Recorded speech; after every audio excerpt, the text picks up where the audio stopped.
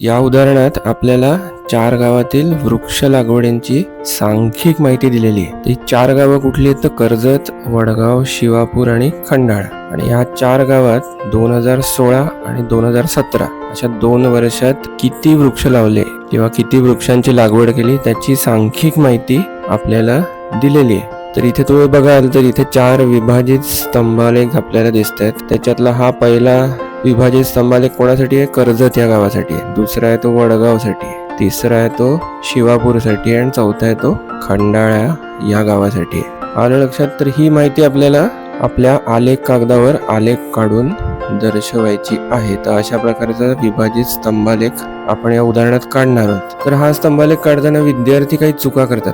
त्यांच्या लक्षात येत नाही की कुठल्या अक्षावर कुठली माहिती दाखवायची. त्याचप्रमाणे आलेखाचं प्रमाण काय घ्यायचं हेही विद्यार्थ्यांच्या पटकन लक्षात येत नाही.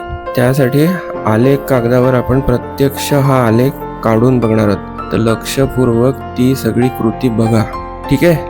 तर चला मग आलेख कागद आणि पट्टी पेन्सिल घेऊन तयार व्हा. आपण आता आलेख काढायला सुरुवात करूया. नमस्कार मित्रांनो, इयत्ता 8वीच्या गणिताच्या संपूर्ण मार्गदर्शनासाठी 8वीमराठी.com ह्या आपल्या वेबसाईटला नक्की भेट द्या. धन्यवाद.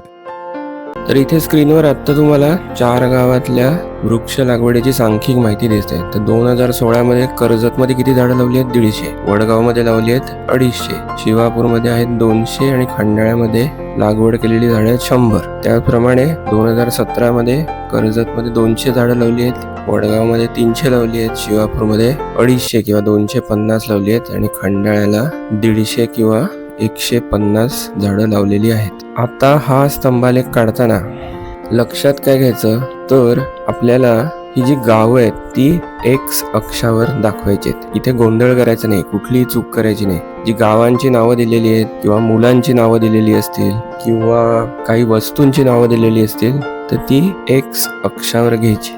ठीक आहे? एक्स अक्ष म्हणजे कुठला? खालचा जो आडवा अक्ष असतो आलेखावर त्याला एक्स अक्ष म्हणतात. त्यावर ती माहिती घ्यायची. तर इथे अजिबात चूक करायची नाही. हे लक्षात ठेवायचं की जेव्हा अशी माहिती दिलेली असते तेव्हा ती जी नावं दिलेली असतात म्हणजेच इथे आहेत गावांची नावं किंवा विद्यार्थ्यांची नावं असतील किंवा वाहनांची नावं असतील किंवा अजून कुठलीही शब्दात दिलेली जी माहिती असते ती विभाजित स्तंभालेख काढताना नेहमी एक्स अक्षावर घ्यायची. आणि त्याच्यानंतर जी सांख्यिक माहिती आपल्याला दिलेली आहे म्हणजे काय तर लावलेली झाडं इथे किती आहेत? 150 आणि 200 याची कर्जतला लावलेली झाडं आहेत. ठीक आहे? वडगावमध्ये 2016 आणि 17 मध्ये 250 आणि 300 झाडं लावली आहेत. तर ही जी सांख्यिक माहिती असते ती नेहमी वाय अक्षावर दाखवायची. आलं लक्षात? इथे ही अजिबात चूक करायची नाही आणि गोंधळ करायचा नाही की कुठल्या अक्षावर कुठली माहिती दाखवायची. तर आपल्याला या उदाहरणात वाय अक्षावर प्रमाण काय घ्यायचं ते दिलं नाही, ते आपल्याला ठरवावं लागेल. तर ही सांख्यिक माहिती बघून आपण ते ठरवायचं की आलेखाच्या वाय अक्षावर झाडांची संख्या दाखवण्यासाठी प्रमाण काय घ्यायचं. ठीक आहे? तर परत एकदा लक्षात घ्या की गावांची नावं ही एक्स अक्षावर घ्यायची आहेत आणि आपल्याला जी सांख्यिक माहिती दिली आहे ती आपण वाय अक्षावर घेणार आहोत. आणि आपण जो विभाजित स्तंभालेख काढणार आहोत त्यातला जो एक भाग असेल तो 2016 मध्ये लागवड केलेल्या झाडांचा असेल आणि दुसरा भाग जो असेल तो 2017 मध्ये लागवड केलेल्या झाडांचा असेल. असा आपला विभाजित स्तंभालेख असणार आहे. ठीक आहे? तर हा स्तंभालेख काढायच्या आधी तो कसा काढायचा याचा पटकन विचार करून घ्यायचा आणि मग प्रत्यक्ष स्तंभालेख काढायला सुरुवात करायची म्हणजे आपल्या चुका होत नाहीत. ठीक आहे? हा आपला आलेख कागद आहे आणि त्याच्यावर आपण खाली एक्स अक्षावर 4 गावं घेतलीत: कर्जत, वडगाव, शिवापूर आणि खंडाळा.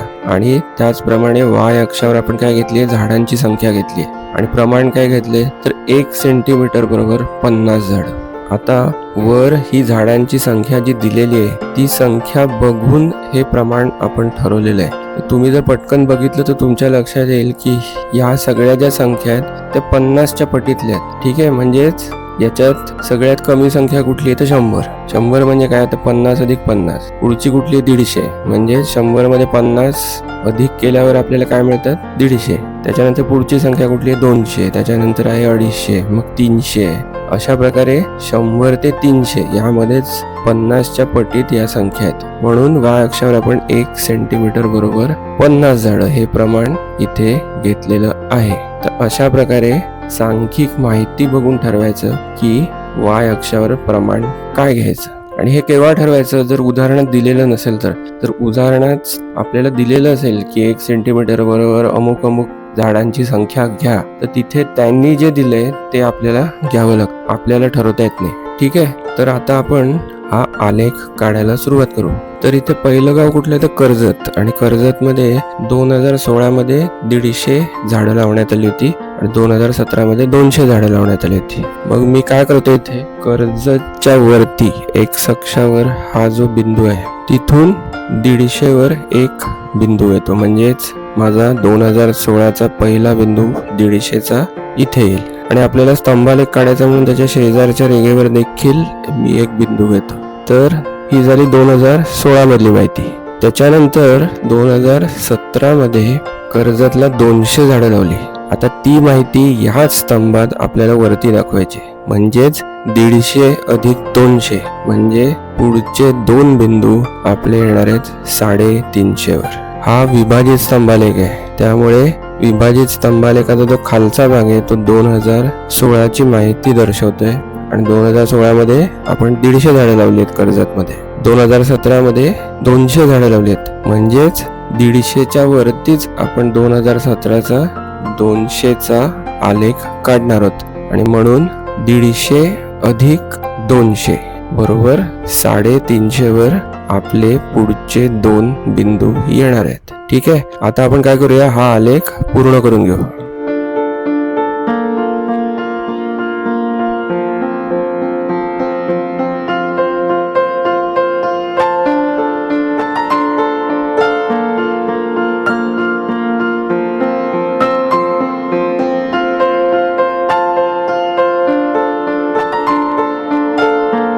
तर कर्जतसाठी हा विभाजित स्तंभालेख आपण काढलेला आहे. तर 2016 मध्ये इथे आपण 150 झाडं लावलेली आहेत आणि 2017 मध्ये आपण इथे 200 झाडं लावलेली आहेत. 150 या बिंदूवर हा स्तंभ विभाजित होतोय, म्हणून वरचा स्तंभ अशा आपण तिरक्या रेघा मारून वेगळा दाखवलेला आहे आणि खालचा स्तंभ आपण मोकळा ठेवलाय जो 2016चा आहे. तर अशा प्रकारे आपण कर्जतमध्ये 2016 आणि 2017 अशा 2 वर्षात लावलेल्या झाडांची संख्या एका स्तंभात विभाजित करून दाखवलेली आहे. याला म्हणतात विभाजित स्तंभालेख. तर आता असाच स्तंभ आपण वडगावसाठी काढूया. तर वडगावमध्ये 2016 साली 250 किंवा 250 झाडं लावली होती आणि 2017 साली 300 झाडं लावली होती. म्हणजेच एकूण झाडं किती लावली होती, तर 250 अधिक 300 म्हणजेच 550 झाडं लावलेली होती.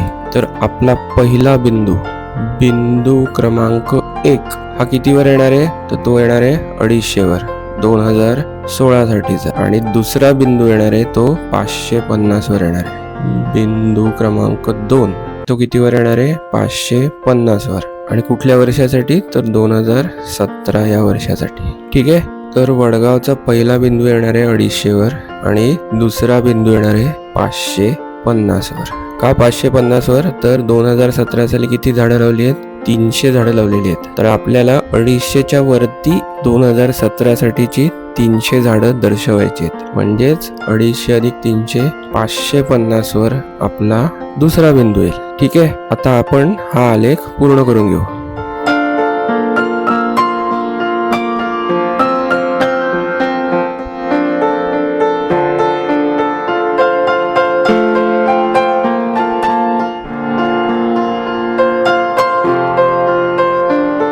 तर अशा प्रकारे वडगावचा विभाजित स्तंभालेख आपण काढलेला आहे. तर 2016 म्हणजेच या स्तंभाचा जो खालचा मोकळा भाग आहे तो भाग आहे 2016चा.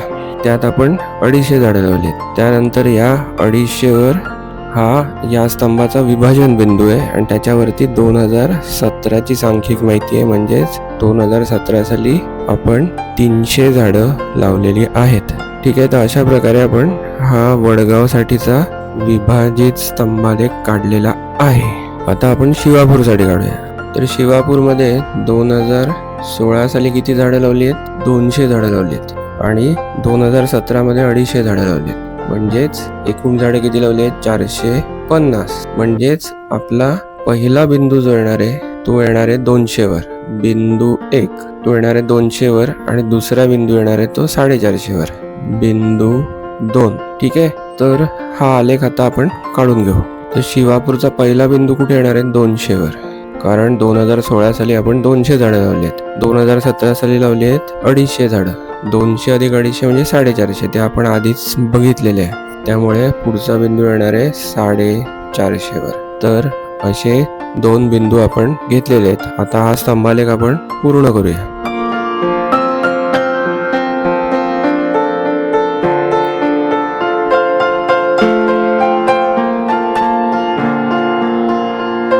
तर अशा प्रकारे शिवापूरमध्ये 2016 साली आपण 200 झाडं लावलेली आहेत. ती या स्तंभालेखाच्या खालच्या भागात दाखवलेली आहेत. त्याच्यानंतर 200 वर या स्तंभालेखाचा विभाजन बिंदू आहे आणि त्याच्यावरती जी 250 झाडं दाखवली आहेत ती आहेत 2017 साली लावलेली. तर अशा प्रकारे आपण शिवापूरसाठी हा विभाजित स्तंभालेख काढलेला आहे. आता शेवटचं गाव कुठलं आहे? खंडाळा. तर त्या खंडाळा गावासाठी आपण असाच विभाजित स्तंभालेख काढूया. तर खंडाळा या गावात 2016 मध्ये लावली आहेत 100 झाडं आणि 2017 मध्ये किती लावली आहेत? 150 झाडं. म्हणजेच एकूण झाडं किती लावली आहेत? तर 250 झाडं लावलेली आहेत. त्यामुळे आपला पहिला बिंदू क्रमांक 1 हा येणार आहे 100 वर आणि बिंदू क्रमांक 2 येणार आहे 250 किंवा 250 वर. ठीक आहे. तर खंडाळ्यासाठी पहिला बिंदू येणार आहे 100 वर आणि दुसरा बिंदू येणार आहे 100 अधिक 150 म्हणजेच 250 वर. ठीक आहे. तर हा आलेख आता आपण पूर्ण करून घेऊ.